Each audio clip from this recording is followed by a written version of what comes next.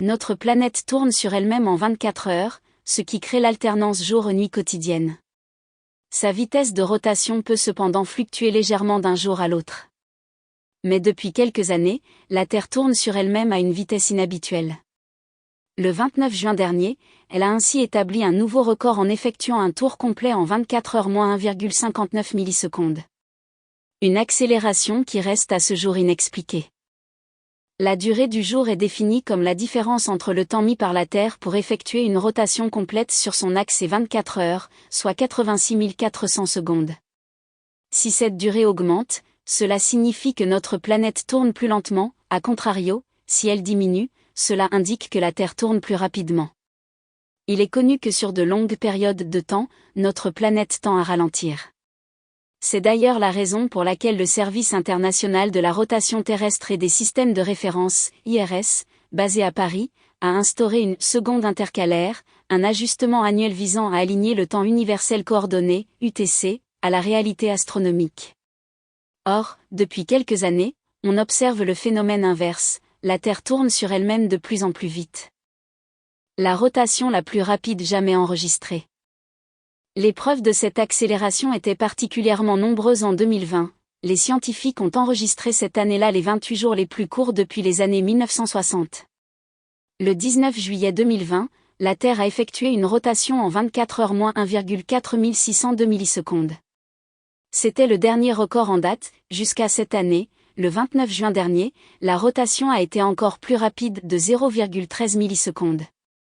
Ce fut le jour le plus court jamais enregistré depuis que les horloges atomiques sont utilisées pour mesurer la vitesse de rotation de la Terre. Ce nouveau record a failli être battu dès le mois suivant. Le 26 juillet 2022, la durée du jour était de 24 heures moins 1,5 millisecondes. Le jour le plus long de l'année, pour l'instant, est quant à lui survenu le 14 mai. La rotation s'est effectuée en 24 heures et 0,68 millisecondes. On considère généralement qu'une journée dure 24 heures. Cette définition est d'ailleurs à la base de l'horlogerie. Mais dans les faits, ce n'est pas tout à fait exact. En termes de temps solaire, chaque jour est généralement légèrement plus long ou légèrement plus court que 24 heures, comme on peut le voir sur le graphique ci-dessus. De par l'effet de marée exercé par la présence de la Lune, qui modifie la forme de la Terre, sa rotation ralentit progressivement. Ainsi, chaque siècle, la Terre prend généralement quelques millisecondes ou plus pour effectuer une rotation. Le climat ou des processus internes potentiellement en cause. Le 24 août 2022, la durée du jour prévue était de 23 heures, 59 minutes et 59,9 986 509 secondes, soit 24 heures moins 1,3 491 millisecondes, précise le site Timeandat. Comment expliquer ces récentes accélérations, qui se font plus fréquentes depuis 2020 ? Si l'origine exacte du phénomène est pour le moment inconnue, les scientifiques avancent plusieurs hypothèses, notamment liées au changement climatique ou à des processus géologiques internes. La fonte des glaciers au pôle et la fluctuation de masse qu'ils entraînent, les mouvements au sein du manteau terrestre ou encore l'activité sismique de la planète pourraient être des pistes d'explication. Ces accélérations ponctuelles pourraient également être dues à l'oscillation de Chandler qui désigne le mouvement irrégulier des pôles géographiques de la Terre par rapport à sa surface, dont la période est de 14 mois. Cette hypothèse a été suggérée par Leonid Zotov et ses collaborateurs, lors de la réunion annuelle de l'Asia Oceania Ocean Science Society. L'amplitude normale de l'oscillation de Chandler est d'environ 3 à 4 mètres à la surface de la Terre, mais de 2017 à 2020, elle a disparu, a-t-il déclaré, selon les propos rapportés par Timeandat.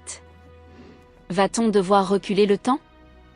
Pas de quoi s'inquiéter pour autant, ces accélérations sont encore anecdotiques et le phénomène de ralentissement reste pour leur prédominant.